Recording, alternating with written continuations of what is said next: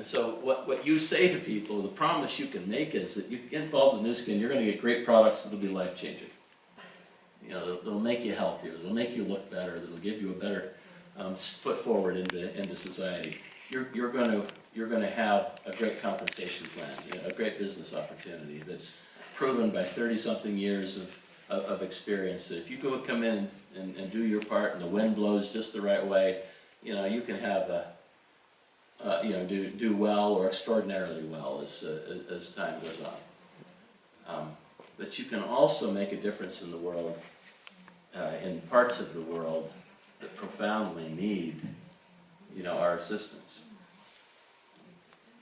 And so Malawi is that. We came across Malawi, an NGO came to visit us. When you're the tallest building in town, everybody looking for charitable donations comes to visit you when they come and visit town. And this group came from Malawi. It was a religious group that had been doing some wonderful things there. Built the little orphanage that some of you have visited there, right next to our Vitameal factory, and did some things. And this was the early 2000s, and they were in famine there. People were dying. Hundreds of thousands of people were, in clinical stages of malnutrition. They were all hungry, and they described these needs as, this may be the most population-dense country in the world, and they're an agricultural country, and their agricultural output is not nearly enough in times of drought to support their population, and so, people are perishing. And so this would be a wonderful place. And so, one of us got on a plane and went over and looked at that. Sid Henderson, who's now since retired, but did some amazing work putting all that together. And we met Napoleon Zombe, who many of you have met. Who's this remarkable. Humanity is such a beautiful thing. That God sends down, people to solve problems. So a huge problem emerges. He doesn't send in Bill Gates. He sends a baby that's going to mature and develop, answers to problems. And this guy, grew up barefoot and poor in a little village.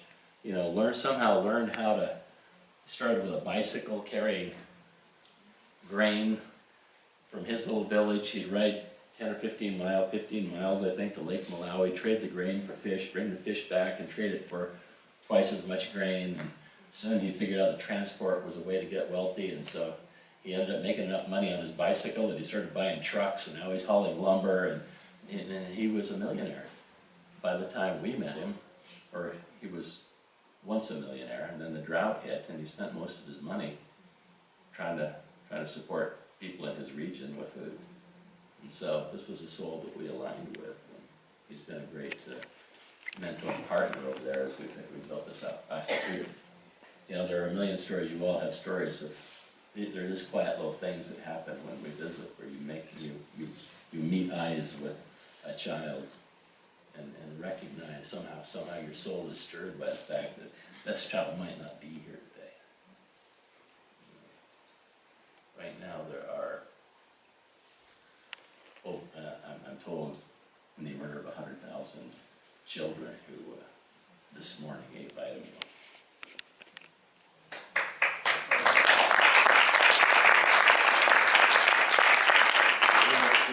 And for some of them, it's the only meal they'll get today.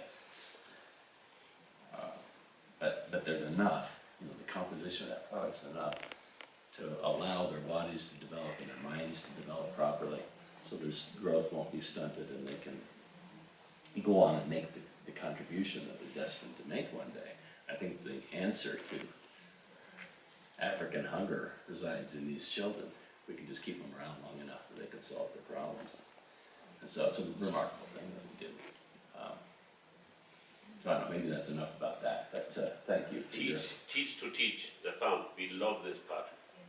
Where they get the and they get the. Yeah, one of our, we've got the school where we bring families to this agricultural school. The problem is these are not historically agricultural people. They came from the Congo back in the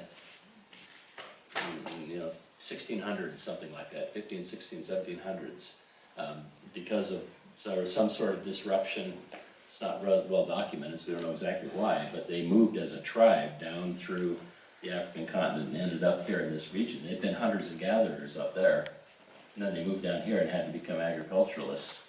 And so they don't have deep-rooted knowledge of how to farm, so they're not particularly good at it. They grow one crop, they monocrop, which means that their crop fails, they've got nothing. And so we built an agricultural school that will teach them modern agricultural principles. And so we'll grab one from a village and two from a family here and there and bring them together and take them through a couple of years of training so they can go back to their villages, and then when they're growing 2 times, 4 times, 8 times the produce on their farm that other people are and their neighbors start looking over their little bamboo fence and say, what are you doing that I'm not? And those teachings go viral. So more recently, we've expanded that program where we're training government extension agents who go out and motivate people to, they go out and give rewards to people who will build kitchen gardens, rotational gardens that will provide fresh produce to their families every week of the year. So they'll plant a couple of rows of this, a couple of rows of that, and then a couple of weeks later they'll plant some more, and then a couple of weeks later they'll plant some more, and then as they start to get ripe, they'll harvest over here and then replant, and then when that's exhausted, something else is coming on, and so this problem of malnutrition gets solved family by family. So they'll motivate them to do that once themselves, and then they will designate them as lead farmers and invite them to recruit 10 other families who they would supervise. And if those 10 families will build these farms and do the same thing, build these rotational gardens, do the same thing, then they'll designate lead farmers out of those who will choose 10 farmers. Does that sound familiar? Yeah. We got a school and the multi-level agricultural learnings across the country, and every tomato they grow in Malawi is one less tomato that has to come in on a ship. Every ton of grain, incremental ton of grain that they grow because of these learnings is one less ton of grain that's got to come in from CARE or from the Gates Foundation or whatever it is, so they could turn their attention to other places. So we're feeding them to deal with the immediate crisis of today. We're teaching them how to become self-sufficient in the future. And it's our ambition that together we're going to change the face of Africa, because these learnings are going to allow them to become self-sufficient where they can take control of their own